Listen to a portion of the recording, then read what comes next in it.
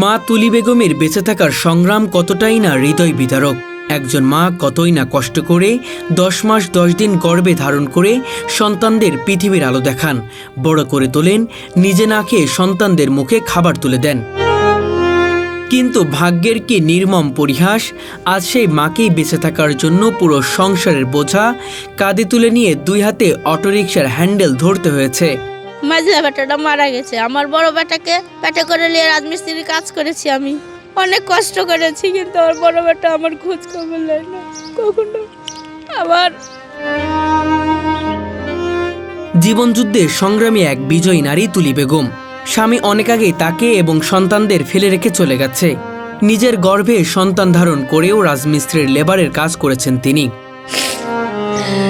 Better পেটে করে নিয়ে অনেক কষ্ট করেছি, রাজমিস্ত্রির কাজ করে করে ওই বেটাকে, কিন্তু আমার ওই বেটার জীবনেও কোনো সময় বলে না যে আমার মা আছে। আমার মেজো বেটা যখন মারা গেল তখন ওর বেটাকে বললাম, আসলো মাটি দিলে চলে গেল।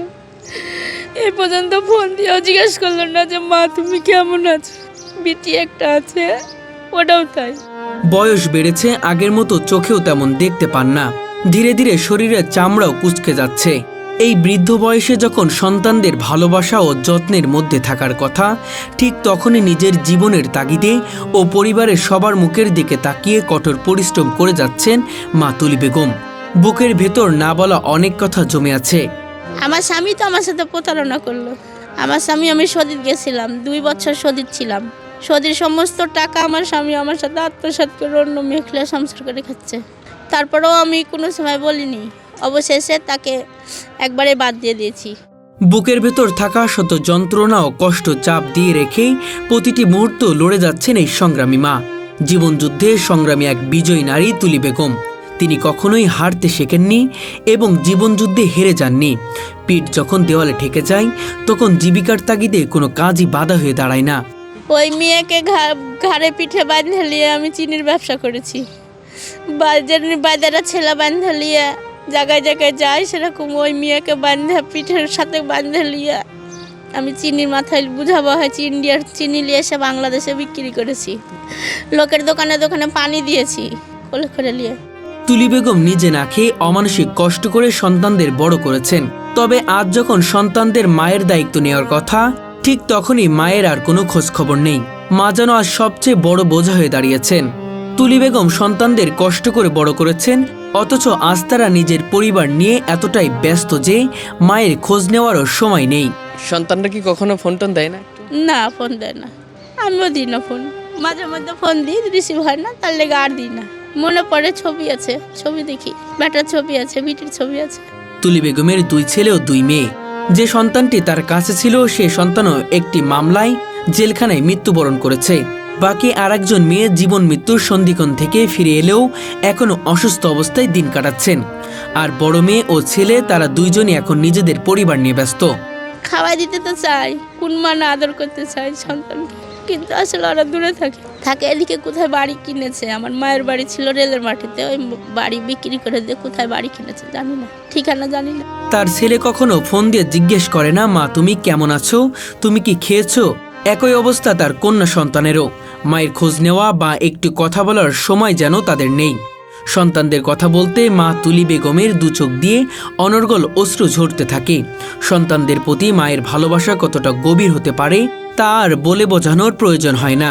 তবু আমি কখনো তাদের জন্য অভিশাপ করবো না। আল্লাহর কাছে সবসময় প্রার্থনা করি, আল্লাহ ওদেরকে ভালো রাখুক, সুস্থ রাখুক, এই দুয়াই করবো। আমি তো মা, আর মারা কখনো ছেলেদেরকে অভিশাপ করতে পারে না, সবসময় দোয়া করি। পৃথিবীর সবচেয়ে আপন মানুষ মায়ের কাছে তার সন্তান। যে সন্তানদের জন্য মা নিজে না খেয়ে থেকেছেন, ময়লা কাপড় পরে থেকেছেন, নিজের জীবনের সমস্ত সুখাহ্লাদ বিসর্জন দিয়েছেন, সেই সন্তানই একসময় মায়ের খোঁজ খবর নেয় না। তখন তার বুকটা যেন ফেটে যায়। কারো মুখে মা ডাকটি শুনতে ইচ্ছা করে কেউ বলুক, মাগো তুমি কোথায়, কিন্তু সেই স্বপ্ন যেন স্বপ্নই থেকে যায়। একজন মাই বুঝে তার কষ্ট, অনেক যন্ত্রণা। তবু আমি বলি আল্লাহর কাছে যে আল্লাহ ওদেরকে ভালো রাখুক, সুস্থ রাখুক। মা তুলি বেগমের সকাল থেকে রাত পর্যন্ত সময় কাটে কঠিন সংগ্রাম আর অমানসিক পরিশ্রমের মধ্য দিয়ে। একটু সময়ের জন্যও যেন বিশ্রামের সুযোগ নেই তার। সকালে ঘুম থেকে উঠেই বাড়ির সমস্ত কাজ করতে হয় তাকে। ঘর গোছানো, রান্নাবান্না এবং সবার দেখাশোনা করা, সব কাজ শেষ করে জীবিকার তাগিদে বেরিয়ে পড়েন। নিজের একমাত্র অবলম্বন অটোরিকশা নিয়ে পথে নামতে হয় তাকে। রাজশাহী জেলার পবা উপজেলার একটি সরকারি আশ্রয় কেন্দ্রে বাস করেন তিনি। সেখান থেকে প্রায় 25 থেকে 30 কিলোমিটার দূরের শহরে যেতে হয় উপার্জনের জন্য। সকাল 10টা থেকে রাত 9টা পর্যন্ত সারাদিন কাঠ ভাঙা পরিশ্রম করে তিনি 400 টাকা থেকে সর্বোচ্চ 500 টাকা পর্যন্ত উপার্জন করতে পারেন। সারাদিন রোদে পড়ে, বৃষ্টিতে ভিজে, তীব্র শীত সহ্য করে এই সামান্য উপার্জন হয় তার। বাড়ি থেকে বাড়াতে বাড়তে সকাল 10টা বাজে। এই 10টার সময় আসি, রাজশাহী শহরে ঢুকি, রাজশাহী শহরে কাজকাম করে আবার বাড়ি যেতে যেতে ইশারের আজান হয়। 8টা বাজে যায়, 9টা বাজে যায়। এই গাড়িতে আসি, তখন হোটেলে খাই। একটা কালাই রুটি কিনি, 30 টাকা লাগে। প্রতিদিন দুপুরে কালাই রুটি খাই। তবে সবচেয়ে হৃদয় বিদারক বিষয় হলো এই অটোরিকশাটি একসময় তার নিজের কেনা হলেও এখন আর সেটি পুরোপুরি তার নয়। নিজের মেয়ের চিকিৎসার খরচ জোগাতে বাধ্য হয়ে অটোরিকশাটি একটি গ্যারেজে বন্ধক রেখে টাকা নিতে হয়েছে তাকে। ফলে প্রতিদিনের উপার্জন থেকে 300 টাকা গ্যারেজে দিতে হয়। দিন শেষে তার হাতে থাকে মাত্র 200 টাকা। আর এই সামান্য টাকাতেই 5 জন মানুষের মুখে খাবার তুলে দিতে হয় তাকে। যে আমার গাড়ি আমি এখন বন্ধক দিয়ে নিজে গাড়িটাকে চালাচ্ছি, বিনিময়ে তাকে আবার অর্থ দিতে হচ্ছে 300 টাকা করে। প্রতিদিন 300 টাকা দিতে হচ্ছে। প্রতিদিন 300 টাকা করে দিতে হচ্ছে। তাহলে কয় টাকা ইনকাম হয় আপনার প্রতিদিন? প্রতিদিন 400-500 এরকম। তাহলে কি থাকলো কিছু? 200 টাকা থাকে, পাটে 200 200 টাকা থাকে, কিছুই হয় না। মানে রিক্সাতে লোকজন খুব কম ওঠে। এই রোজার মাস পরে তো আরও সমস্যা। কি বলবো, যে সারাদিনে 200, 250, 300 টাকা কাজ করি। কাজ করলে তো হয় না খুব একটা। বর্তমান দ্রব্যমূল্যের ঊর্ধ্বগতি বাজারে এই টাকা দিয়ে কিছুই হয় না। কোনো রকম পরিবার নিয়ে মানবেতর জীবনযাপন করছেন তুলি বেগম। তিনি চাইলে এত কষ্ট না করে ভিক্ষার পথ বেছে নিতে পারতেন, কিন্তু তিনি বলেন নবীর শিক্ষা করুণা ভিক্ষা। সেই কারণেই কঠোর পরিশ্রম করে হালাল রুজি উপার্জনের মাধ্যমেই তিনি শান্তি খুঁজে পান। ডাক্তাররা রিপোর্ট করে বলে আপনার মেয়ের তো হাড়ের ভিতরে ইনফেকশন হয়ে গেছে, তো আপনার মেয়ের এখন অনেক ব্যয়বহুল ট্রিটমেন্টের দরকার। মেয়ে আমার একবারে বিছনায় শোয়ানো। এই রিক্সাটা মালিকের এখন বর্তমান, মানে মেয়ের ট্রিটমেন্টের জন্য রিক্সাটা বন্ধ করে রেখেছি। তবে একটি জায়গায় তার বড় আক্ষেপ রয়েছে। অনেক সময় রাস্তায় বের হলে যাত্রীরা তার গাড়িতে উঠতে চায় না। তখন তার খুব খারাপ লাগে। একজন নারী কারোর কাছে হাত না পেতে কঠোর পরিশ্রম করে উপার্জন করছেন, এটাই তার বড় কথা। তিনি বলেন, আমার জন্য অন্য কোনো সহানুভূতি দরকার নেই, শুধু আমার গাড়িতে উঠলেই ভালো লাগে, আমি ঠিকভাবে গাড়ি চালাতে পারি। আমার নাতির দুধ, মেয়ের খরচ, বিভিন্ন রকমের সমস্যা নিয়ে আমি রিক্সা চালাই, কিন্তু রিক্সায় উঠে না, সবাই উঠে না।